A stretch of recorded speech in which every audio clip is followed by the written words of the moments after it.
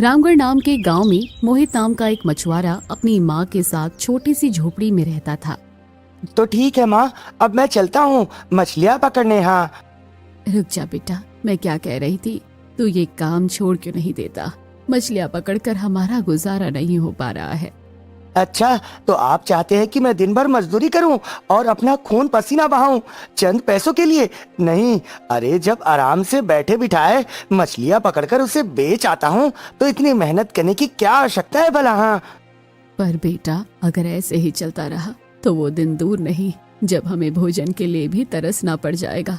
बाजार में मछलियाँ बेचने वालों की कोई कमी नहीं है, जिस वजह से तुम्हारी मछलियाँ नहीं बिकती हैं। अरे माँ, आप ज्यादा सोच रही हैं। ऐसा कुछ नहीं होगा, मैं हूं ना, देखना मैं कुछ ना कुछ करके पैसे कमा ही लूंगा जिससे हम ऐसे ही जिंदगी जी सकेंगे। हाँ तू और तेरे ख्याली सपने।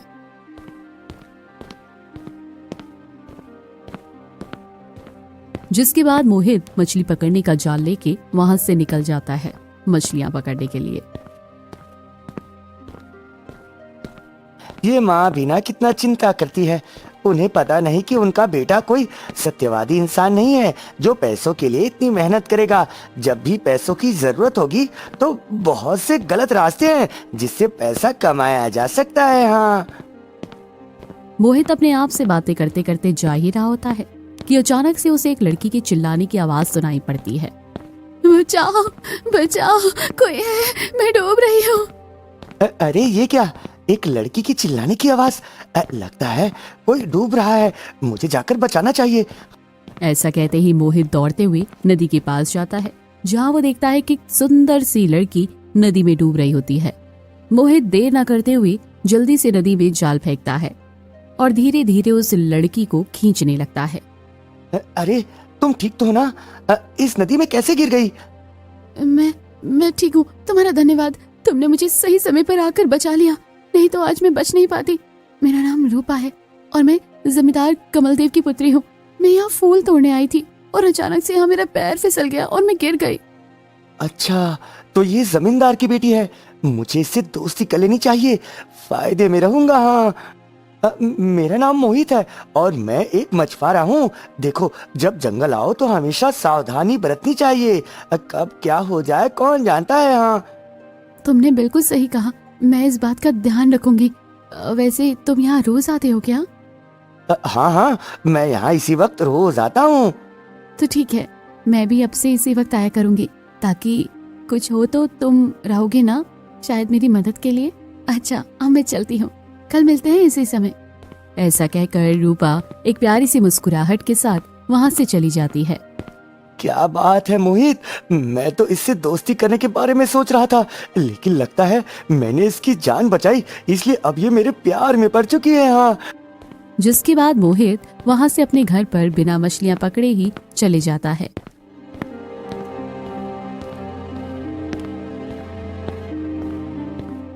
ये क्या मोहित बेटा, आज तू खाली हाथ क्यों लौट आया? मछलियाँ कहाँ हैं? अब मछलियों की कोई जरूरत नहीं है माँ, क्योंकि बहुत जल्द हम अमीर बनने वाले हैं। हाँ ये तू क्या कह रहा है बेटा? हम और अमीर? पर कैसे? आज जब मैं मछलियाँ पकड़ने गया था तो मैंने देखा कि एक लड़की नदी में डूब रही है और मैंने उसे बचा लिया। और वो कौन थी पता है? वो और कोई नहीं बल्कि जमींदार कमलदेव की बेटी है। और मुझे ऐसा लग रहा है कि वो मेरे प्यार में पड़ चुकी है। हाँ ख्याली पुलाव बनाना बंद कर दे बेटा। माना कि तूने उसकी जान बचाई, पर मुझे नहीं लगता कि वो किसी गरीब से शादी करेगी, और जमींदार तो इस रिश्ते के लिए कभी नहीं मानेंगे। अरे माँ, प्यार में अमीरी गरीबी नहीं देखी जाती, और जमींदार अपने पुत्री से बहुत प्यार करता है, तो मेरी शादी भी उससे जरूर होगी, देख लेना। हाँ मोहित अपनी माँ की बातों को नहीं सुनता और अपने ख्यालों में खोया रहता है।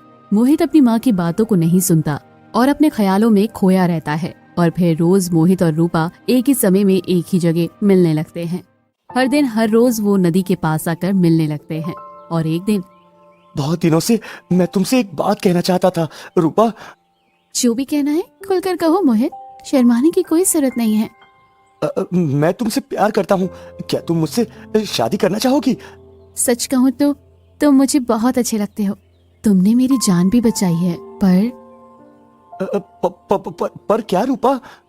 देखो, बुरा मत मानना, तुम बहुत गरीब हो और मेरे पिताजी कभी नहीं चाहेंगे कि उनकी पुत्री किसी गरीब के घर गरीबों की तरह जिंदगी जिए।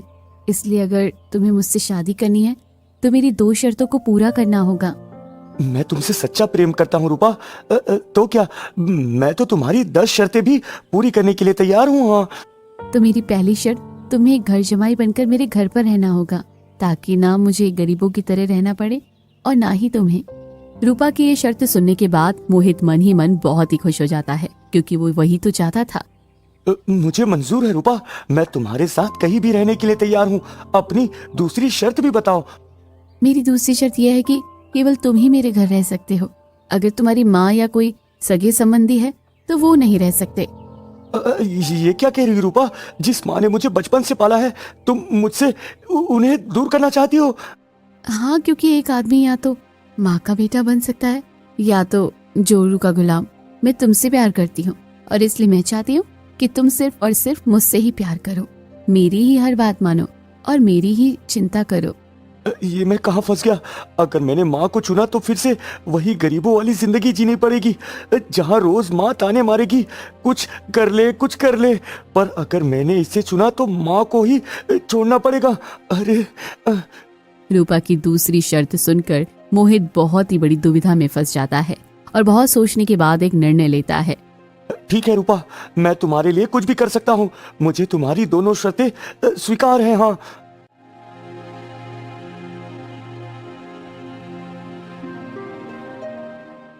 क्या बात है बेटा, तू इतना उदास क्यों दिख रहा है? कुछ दिनों से तो तू बहुत ही खुश था। लगता है उसने तुझसे शादी करने से मना कर दिया है। मैंने तो पहले ही कहा था कि वो अमीर घर की लड़की है, तुझसे कभी शादी नहीं करेगी।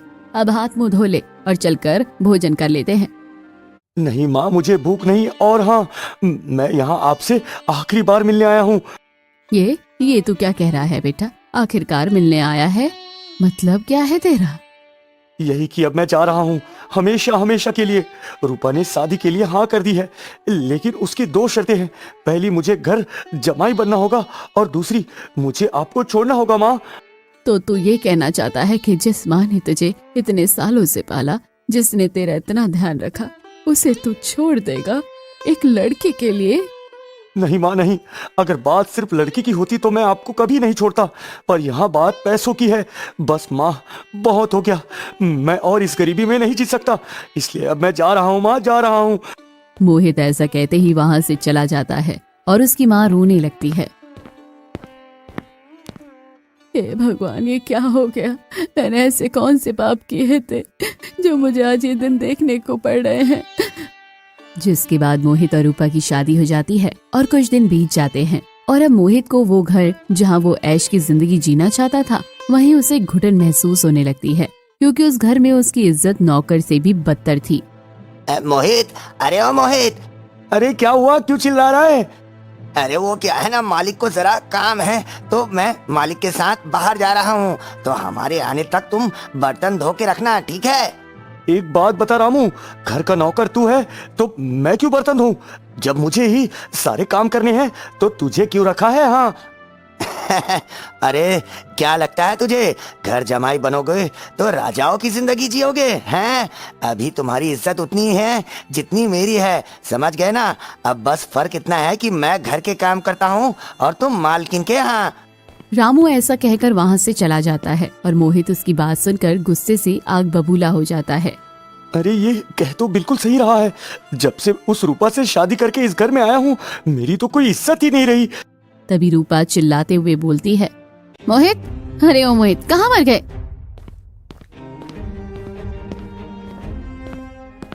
क्या हुआ रूपा, क्यों गला फाड़ फाड़ कर चिल्ला रही हो? चिल्लाओ नहीं तो और क्या करूं? तुम्हें कब का बोला हुआ है पानी लाने के लिए, अभी तक क्यों नहीं लाए? मेरा गला सूख रहा है। ये तुम्हें क्या हो गया रूपा? शादी से पहले तो तुम मुझसे ऐसे व्यवहार नहीं करती थी, शादी क्या हो गया, मानो जैसे तुम्हारा कोई नौकर हूँ जो तुम्हारा हर काम करे। अरे इस घर में जब मैं शादी हुई है, कोई नौकर भी मेरी इज्जत नहीं करता। मैंने तो तुमसे पहले ही कहा था, अगर शादी करनी है तो मेरी हर बात माननी पड़ेगी। तुम्हें क्या लगा था मैंने तुम जैसे गरीब से आखिर क्यों शादी की? अब जो कह रही हूँ चुपचाप वो करो, ज्यादा सवाल जवाब करोगे तो भूलो मत कि मेरे पिताजी जमींदार हैं। वो तुम्हारे साथ क्या क्या कर सकते हैं तुम सोच भी नहीं सकते। रूपा की बात सुनकर मोहित बहुत गुस्से में हो जाता है और चुपचाप रसोई घर में जाता है पानी लाने। ये रूपा की बच्ची अपने आप को क्या समझती है? उसे क्या लगता है कि मैं उसका नौकर हूँ? मुझे कुछ ना कुछ करना ही होगा। बहुत अहंकार है ना इसको अपने बाप पर। इसके बाप को ही रास्ते से हटाना होगा और कैसे भी करके सारी जमीन और जायदाद अपने नाम करवानी होगी। तभी तभी इस जैसी लड़की की अकल ठिकाने में आएगी। हाँ,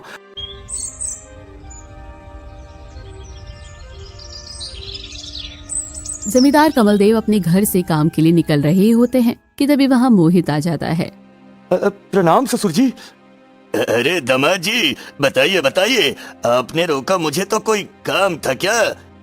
जी ससुर जी, एक खुशखबरी लाया हूँ आपके लिए। खुशखबरी? कैसी खुशखबरी? वो ना मेरा एक मित्र है, वो कल ही दूसरे गांव से आया था तो मुझसे मिला। वो बोल रहा था एक बड़ी जमीन है, उसका कोई बारिश अब नहीं बचा है, वो जमीन खाली है, उस पर अभी भी किसी का हक नहीं है। हाँ। अरे वाह वाह मोहित, क्या खबर सुनाया है तुमने? अब तो हमें जल्द से जल्द जाकर उस जमीन को हड़प लेनी चाहिए। आखिर मैं एक जमींदार हूँ, जो जमीन किसी की नहीं वो मेरी है। हाँ।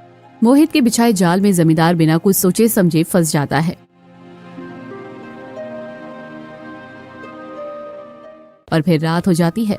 रात के सन्नाटे में जमींदार और मोहित दोनों घर से बाहर निकलते हैं और चलते चलते मोहित जमींदार को अपने घर ले जाता है। ये क्या बेटा, तू आ गया? मुझे पता था मुझे कि तू जरूर आएगा। आखिर तू मुझसे इतना प्यार जो करता है। ये क्या मोहित, अब तो दूसरे गांव जाने वाले थे ना हम लोग, तो तुम मुझे अपने घर क्यों लेकर आ गए? वो तो मुझे माँ से मिलने की बहुत इच्छा हो रही थी, इसलिए आप दोनों बात कीजिए, मैं अभी आया, फिर हम चलेंगे ना दूसरे गांव।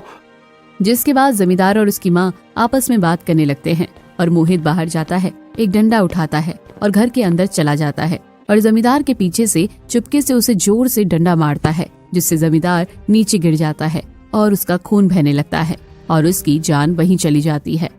ये तूने क्या किया बेटा? जमींदार को जान से ही मार डाला, लेकिन क्यों? क्योंकि मैं बहुत बर्दाश्त कर चुका था माँ। इन लोगों को दामाद नहीं, एक नौकर चाहिए था जो इनके उंगलियों के इशारे में नाचता हो। मैंने अपनी माँ को छोड़ दिया। मुझे लगा कि ऐश की जिंदगी जीऊंगा, लेकिन इन जैसे घमंडी इंसान कभी गरीबों को इज्जत दे ही नहीं सकते माँ। अगर ऐसी ही बात थी तो छोड़ देता उस लड़की को और मेरे पास वापस आ जाता। जमींदार को मारने की क्या जरूरत थी? आपको क्या लगता है अगर मैं रूपा को छोड़ देता तो उसका बाप मुझे शांति से जीने देता? नहीं। और वैसे भी मुझे उस रूपा की बच्ची को तो भी सबक सिखाना है। अब आप चुप रहो और देखते जाओ मैं क्या करता हूँ। हाँ। जिसके बाद मोहित जमींदार का अंगूठा जायदाद के कागज में लगवा देता है और जमींदार की लाश को घसीटते हुए घर से बाहर ले जाता है और अपने ही घर के पीछे की जमीन को खोदने लगता है और उसे वहीं दफना देता है।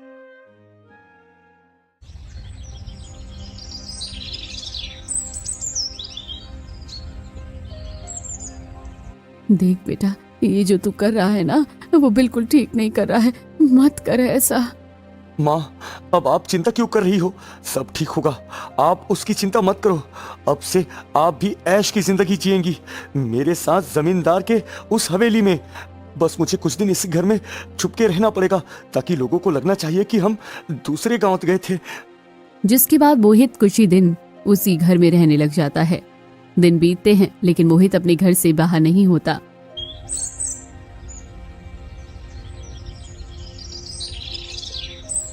और समय पूरा दिन होने के बाद मोहित अपनी माँ को लेकर जमींदार की हवेली में जाता है।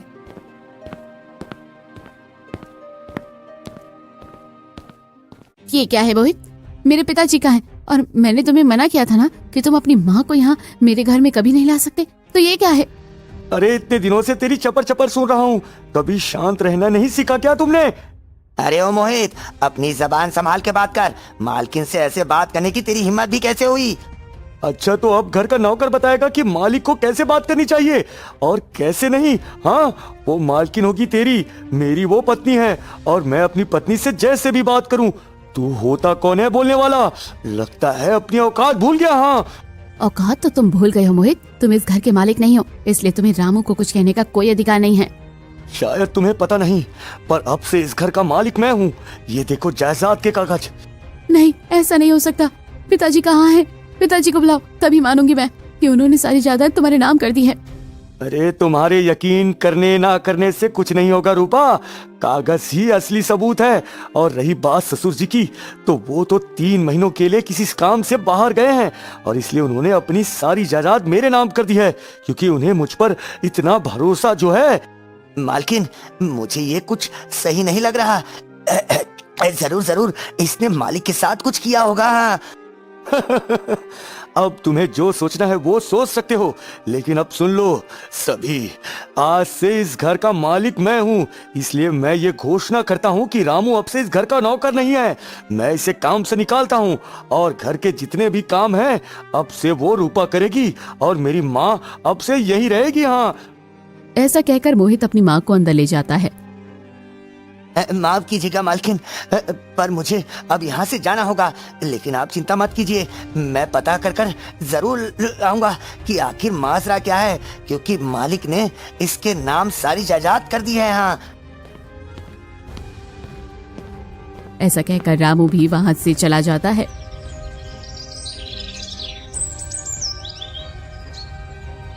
अगली सुबह हो जाती है और घर का सारा माहौल बदल जाता है। रूपा को अब नौकरानियों की तरह घर के सारे काम करने पड़ रहे थे। रूपा, अरे ओ रूपा, कहाँ मर गई? जल्दी आ इधर।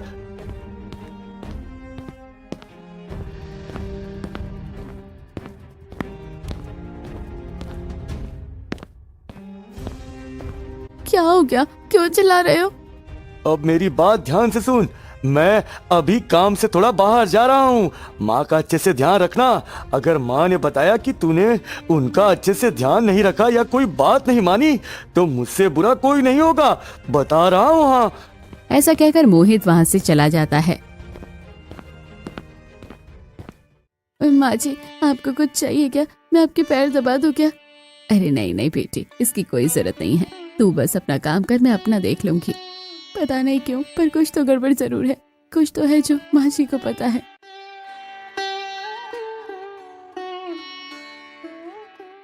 रात का समय हो चुका था। मोहित घर पर नहीं था, जिसका फायदा रामू ने उठाया और रामू घर के अंदर आया। ये क्या रामू, तुम यहाँ क्यों आए? तुम्हें पता है ना, अगर मोहित ने तुम्हें देख लिया तो तुम्हारी खैर नहीं। अरे आप उसकी चिंता मत कीजिए मालकिन, मुझे पता है कि मोहित घर पर नहीं है, इसलिए मैं इस वक्त आया हूँ। मुझे आपको एक बहुत जरूरी बात बतानी थी, जो बताना मेरे लिए बहुत जरूरी है। कौन सी जरूरी बात? जब मोहित ने मुझे घर से निकाल दिया तो मैं सबसे पहले दूसरे गांव ही गया था, जहां मोहित ने एक जमीन का लालच देकर मालिक को अपने साथ लेकर गए थे। लेकिन जब मैं गया तो मुझे पता चला कि वहां कोई ऐसी जमीन नहीं है। और तो और मोहित और मालिक कभी उस गांव पर गए ही नहीं। हाँ, ये तुम क्या कह रहे हो रामू? ऐसा कैसे हो सकता है? मालकिन, मेरा विश्वास कीजिए, मैं सच कह रहा हूँ। मुझे तो उस पर पहले से ही शक था कि जरूर जरूर मोहित ने मालिक के साथ कुछ गलत किया होगा। हाँ, ठीक है रामू, अब तुम यहाँ से जल्दी जाओ, इससे पहले कि मोहित यहाँ आ जाए। तुमने मुझे इतनी बड़ी जानकारी देकर बहुत अच्छा किया। अब आगे क्या करना है मैं देख लूंगी। ऐसा कहते ही रामू वहाँ से चला जाता है। मैं जो सोच रही हूँ, भगवान करे ऐसा कुछ ना हो, पर रामू की बातों से लग रहा है कि जरूर जरूर मोहित ने मेरे पिताजी के साथ कुछ किया होगा। अब ये तो माँ जी ही बता पाएंगे। हो ना हो, माँ जी को इस बारे में जरूर कुछ पता होगा। जिसके बाद रूपा माँ जी के कमरे के अंदर चली जाती है।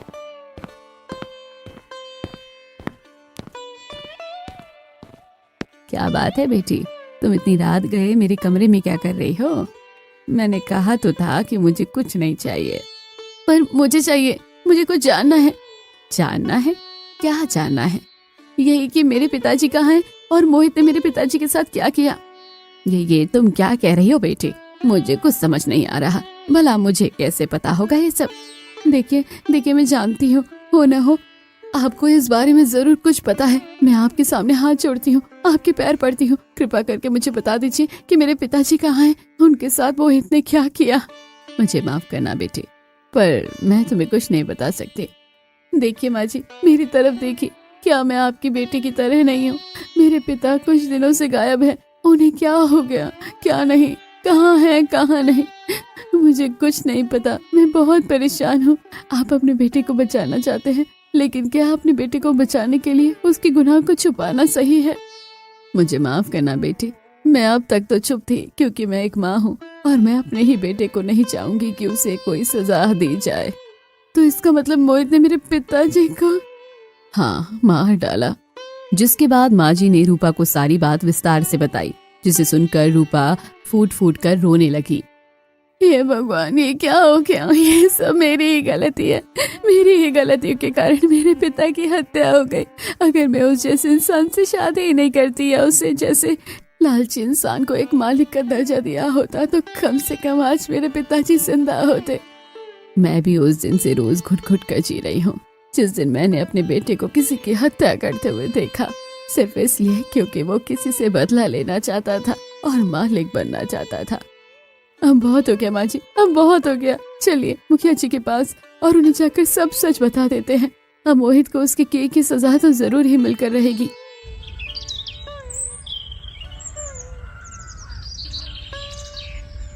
जिसके बाद रूपा माँ जी को लेकर मुखिया के पास जाने लगती है। अरे ये जमींदार का काम भी बहुत जिम्मेदारियों वाला है, पर क्या कर सकते हैं। अब मैं जमींदार जो बन गया हूँ तो मुझे तो ये अब काम करना ही पड़ेगा। हाँ, सुबह हो जाती है और मोहित रास्ते में बातें करते करते घर आ ही रहा है। अरे मुखिया जी, आप और यहाँ क्या बात है? कुछ हुआ है क्या? कुछ हुआ है? अरे बहुत कुछ हो गया। हमें तुम्हारी माँ और पत्नी ने सब बता दिया है कि कैसे तुमने जमींदार कमल देव को बेरहमी से मारकर उसे अपने घर के पीछे दफना दिया है। हाँ, अरे आप ये कैसी बात कर रहे हैं मुखिया जी? भला मैं ऐसा क्यों करूंगा? ये सब झूठी बातें हैं। मैंने इन दोनों से घर में काम क्या करवाया? ये तो मेरी ही दुश्मन बन गए। अरे झूठ मत बोलो मोहित। अरे आप तो ऐसे बात कर रहे हैं जैसे आपके पास कोई सबूत हो। हाँ, हाँ है हमारे पास सबूत। तुम्हारी माँ ने बताया कि तुमने किस तरह से जमींदार को मार मार कर उसकी लाश को अपने घर के पीछे दफनाया है। अगर ये झूठ है तो चलो हमारे साथ। इसके बाद मोहित मुखिया के साथ अपने पुराने घर की ओर चल देता है और अपने घर पहुंचने के बाद उसके घर के ठीक पीछे गांव का एक आदमी गड्ढा खोदने लगता है, लेकिन उस गड्ढे में कुछ नहीं मिलता। ये क्या, ये कैसे हो सकता है? मैंने अपनी आंखों से अपने बेटे को जमींदार को मारकर इसी गड्ढे में गाड़ते हुए देखा है, पर इस गड्ढे में तो कोई लाश ही नहीं है। देखो मुखिया जी, मैंने तो पहले ही कहा था कि मैं भला जमींदार को क्यों मारूंगा। मेरी माँ की उम्र हो चुकी है, शायद उन्होंने बुरा सपना देख लिया होगा और उसे हकीकत समझ रही होगी। हाँ, अगर ऐसा है तो जमींदार कहाँ है? अरे मैंने अपनी पत्नी को बताया तो था, लगता है उन्होंने आपको शायद नहीं बताया होगा। ससुर जी किसी काम से दूसरे राज्य गए हुए हैं और इसलिए उन्होंने सारी जायदाद मेरे नाम की है ताकि मैं उनके अनुपस्थिति में सब कुछ देख रेख कर सकूं। वो 3-4 महीने में फिर वापस आ जाएंगे। हाँ, अच्छा तो ये बात है। हमें माफ करना मोहित, बेवजह हमने तुम पर आरोप लगाया। हाँ, ऐसा कहकर मुखिया और गांव के सभी लोग वहां से चले जाते हैं।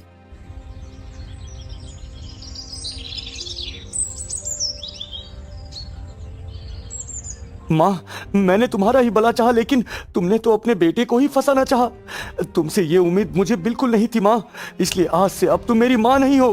अब सड़ती रहो जिंदगी भर इस झोपड़ी में। हाँ।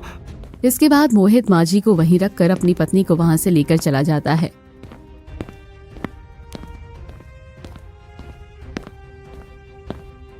लगता है तू अपनी औकात भूल गई रूपा। तेरी जगह मेरे पैरों में है और तेरी इतनी हिम्मत की मुझे सजा दिलाने चली थी। अब तो तुझे खाना भी नसीब नहीं होगा। भूख के कारण जब तेरी मौत हो जाएगी तब मैं दूसरी शादी कर लूंगा। कम से कम वो तेरी जैसी तो बिल्कुल नहीं होगी। हाँ, ऐसा कहकर मोहित वहां से चला जाता है। हे भगवान, ये सब क्या हो रहा है? माँ जी ने कहा था कि उसने उसी गड्ढे में मेरे पिताजी की लाश को दफनाया था, फिर वहाँ मेरे पिताजी की लाश क्यों नहीं मिली? रूपा एक बहुत ही बड़े संकट में फंसी हुई है और वहीं दूसरी तरफ ये सब क्या हो रहा है? मैंने तो इन्हीं आंखों से जमींदार की लाश को दफनाते हुए देखा था, तो फिर वो लाश आखिर कहाँ गायब हो गई? तभी रामू दौड़ते हुए माँ जी के पास आता है और हाँफते हुए कहता है, माँ जी गजब हो गया। क्या हो गया? और तू ऐसे हाँफते हुए क्यों आ रहा है? सब ठीक तो है ना? नहीं माँ जी, कुछ ठीक नहीं है। जब मैं मालकिन को सारी बात बताने के बाद अपने घर जा रहा था तो मैंने मोहित को देखा था मालिक की लाश को घसीटते हुए ले जाते हुए। मैंने उसके पीछे पीछे जाना चाहा। वो शायद नदी की ओर ले जा रहा था ताकि लाश को नदी में फेंक सके, लेकिन तभी सामने से 2 लोग आ रहे थे, जिस वजह से उसने लाश को झाड़ियों में छुपा दिया। हाँ, क्या कहा? तो इसलिए जब गड्ढा खोदा गया तो जमींदार की लाश नहीं मिली? अब हमें जल्दी करना होगा। हमारे पास सिर्फ आज तक का ही समय है और वो आज उस लाश को नदी में फेंकने वाला है। इससे पहले कि वो लाश को नदी में फेंके हमें मुखिया जी के पास जाना होगा। हाँ,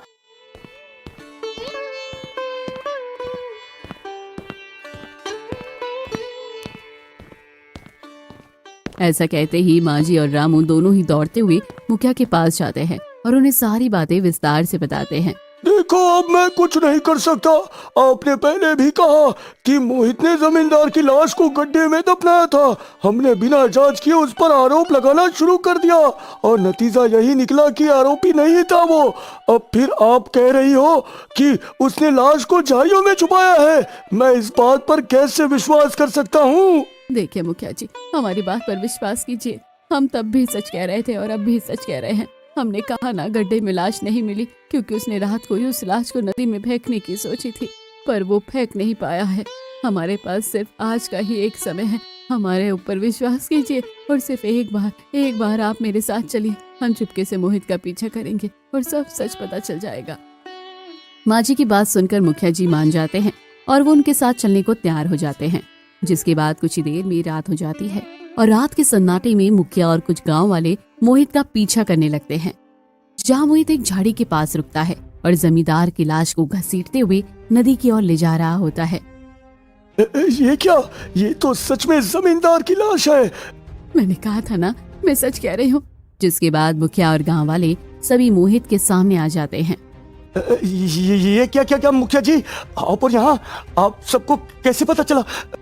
वो सब हम बाद में बताएंगे। गांव वालों, पकड़ लो इस अपराधी को और ले चलो महाराज के पास। हाँ,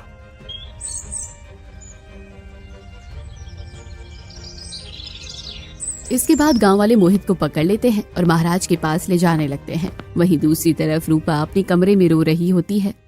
मत रो बेटा, मत रो। अब तुझे चिंता करने की कोई जरूरत नहीं है।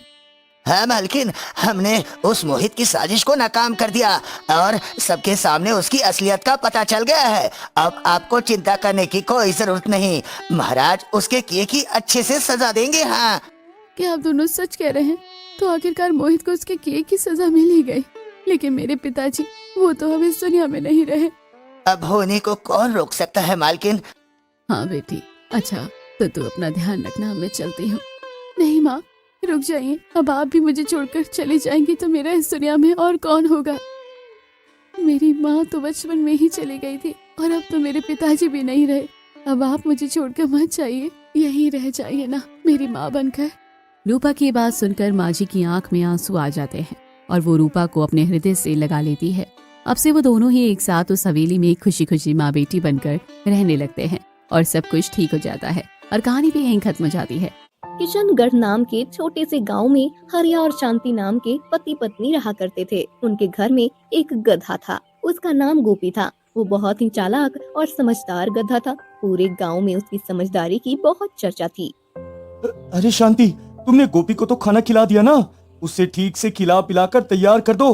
आज मुझे उसे खेत में लेकर जाना है। हाँ, आप बिल्कुल चिंता मत करो जी, मैंने गोपी को अच्छी तरह से खाना खिला दिया है। अब आप उसे जहाँ मन कर ले जा सकते हैं, लेकिन ध्यान रखना गोपी जो कहे वैसा ही करना। हाँ हाँ, जानता हूँ। तुम्हारा गोपी भैया कभी गलत नहीं हो सकता। आखिरकार तुम उसे दहेज में लेकर आई हो। अरे भाई, सारी दुखाई एक तरफ और जोरू का भाई एक तरफ। हाँ।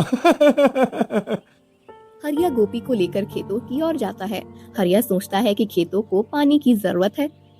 अरे गोपी देखो, खेत बिना पानी के सूख रहे हैं। सोच रहा हूँ नहर का पानी खोल दूं, नहीं तो फसलें बर्बाद हो जाएंगी। हाँ। गोपी आसमान की तरफ देखता है।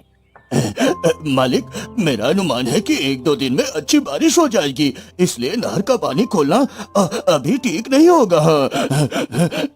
हरिया गोपी की बात मान लेता है और सचमुच 2 दिन बाद अच्छी वर्षा हो जाती है। हरिया यह देखकर बहुत खुश होता है कि गोपी का अनुमान बिल्कुल सही होता है। अरे भाई, हम सबने तो नहर का पानी खोल दिया था और ऊपर से बारिश हो गई। अब तो हमारे खेतों में दुगना पानी हो गया, जो फसलों को नुकसान पहुंचाएगा। हाँ। ओहो, पूरे गांव में हरिया ही है जिसने नहर का पानी नहीं खोला। उसने इतना अनुमान कैसे लगा लिया कि क्या करना है और क्या नहीं? अरे भाई, हरिया के पास गोपी है जो उसको बिल्कुल सही सलाह देता है। गोपी जो भी कहता है हरिया उसे हमेशा मानता है और फायदे में रहता है। हाँ। सच बोलो भाई, हम सबके पास भी एक गोपी होना चाहिए जो हमें इतना सही अनुमान लगाकर बताए कि क्या करना है और क्या नहीं। हाँ। दूर खड़ा एक सेठ उनकी बातें सुन रहा होता है। उसने गोपी के बारे में बहुत कुछ सुन रखा था। सेठ कैसे भी करके गोपी को हासिल करना चाहता था। मुझे ऐसे मौके की तलाश है जब मैं हरिया को मजबूर कर दूं कि वो गोपी मुझे दे दे। जैसे भी करके मुझे गोपी को हासिल करना होगा। एक दिन सेठ एक योजना बनाता है और हरिया के घर पहुंच जाता है। अरे हरिया, बाहर निकलो। कहाँ छुपे बैठे हो? जब कर्ज वापस करने की बारी आई तो तुम घर में जाकर छुप गए हो। हाँ? ये किसकी आवाज है? गांव के सेठ की। लेकिन मैंने तो उससे कोई उधार नहीं लिया है, फिर वो मुझे क्यों बुला रहा है? चलो देख कर आते हैं, शायद उन्हें कोई गलत फहमी हो गई होगी। आप उन्हें कह देना कि आपने कोई उधार नहीं लिया है, वो समझ जाएंगे। हरिया और शांति दोनों घर के बाहर आते हैं। सेठ उन्हें हिसाब दिखाते हुए कहता है, अरे हरिया, तुम्हारे पिताजी ने मेरे पिताजी से कुछ पैसे उधार लिए थे जो अब तक बढ़कर 100 मोहरे तक पहुंच चुकी है। आज मेरी नजर इस पर पड़ी है, इसलिए मैं अपने पैसे वापस लेने आया हूँ। हाँ। क्या सेठ जी, आप ये क्या कह रहे हैं? आज ना आपके पिताजी जिंदा है ना मेरे पिताजी, फिर उधार किस बात का? देखो, इसमें बहुत पुराना हिसाब लिखा हुआ है और मेरे पिताजी गलत तो लिख कर नहीं जाएंगे ना, इसलिए तुम्हें हर हाल में ये उधार चुकाना पड़ेगा। हाँ। सेठ शोर मचाकर गांव वालों को बुला लेता है। गांव वाले भी हिसाब देखकर दंग रह जाते हैं। अरे हरिया, इसमें तो सचमुच तुम्हारे पिताजी का नाम लिखा हुआ है। उन्होंने सेठ के पिताजी से कर्ज लिया था और अब तक तुम्हें ये कर्ज चुकाना ही पड़ेगा भाई। लेकिन पिताजी ने मुझे कभी इसके बारे में कुछ नहीं बताया था, और 100 मोहरे का कर्ज मैं कहाँ से चुका पाऊंगा? मुखिया जी, आप ही बताइए। तुम्हें कर्ज चुकाना ही पड़ेगा। अगर तुम्हारे पास पैसे नहीं है तो तुम मुझे अपनी कोई कीमती वस्तु दे सकते हो। हाँ। लेकिन मेरे पास तो कोई कीमती वस्तु नहीं है सेठ जी। खेती की कुछ जमीन है जिन्हें आप ले सकते हैं, इससे अधिक मेरे पास कुछ भी नहीं। ये आप क्या कह रहे हैं? अगर हम अपनी जमीन सेठ जी को दे देंगे तो फिर हम बच्चों को क्या खिलाएंगे?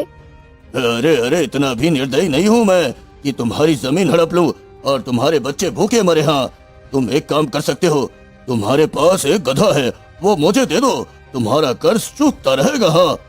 गधे गोपी का नाम आता है तो हरिया और शांति बहुत दुखी हो जाते हैं, लेकिन आखिरकार उन्हें सेठ की चालाकी के सामने झुकना ही पड़ता है। कर्ज के बदले सेठ गोपी को लेकर जाने लगता है। अरे बिल्कुल परेशान मत हो मालिक, मैं जल्दी वापस आ जाऊंगा, एकदम टेंशन नहीं लेने का। अच्छा, मैं चलता हूँ। हाँ। हरिया और शांति से बिछड़कर गोपी दुखी था, लेकिन फिर भी वो उन्हें हिम्मत देने के लिए स्वयं को प्रसन्न दिखा रहा था। उधर सेठ गोपी को ले जाकर एक पेड़ में बांध देता है।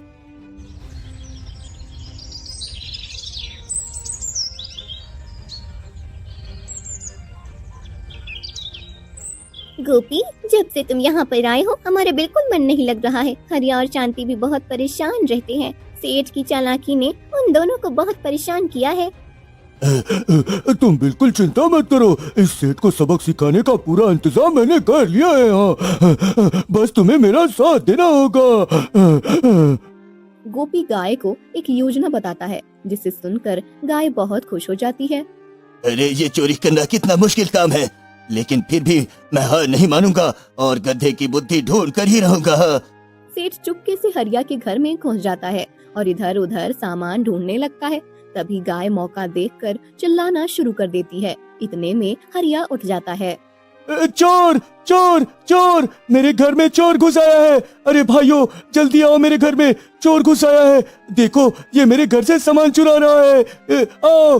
हरिया की आवाज सुनकर गांव के लोग उसके घर में इकट्ठा हो जाते हैं। जब सेठ के ऊपर से नकाब हटाई जाती है तो सभी उसका चेहरा देखकर चौंक जाते हैं। अरे सेठ जी, आपसे ये उम्मीद नहीं थी कि आप इतने बड़े धनवान होकर भी गांव में चोरी करते हैं। इसका मतलब पिछले हफ्ते मेरे घर में जो चोरी हुई थी वो सेठ ने किया था। छी छी छी छी, शर्म नहीं आती? पूरे गांव में धनवान बने घूमते हो और पीठ पीछे चोरी करते हो। तू तू तू तू अरे अरे, मैं सामान चुराने नहीं आया था, मैं तो हरिया के गधे के बुद्धि ढूंढने आया था। गोपी ने मुझसे कहा कि वो अपनी बुद्धि हरिया के आंगन में भूल गया है। भला ऐसे भी होता है क्या? लगता है सेठ जी आप अपनी बुद्धि भूल गए, जाकर उससे ढूंढो।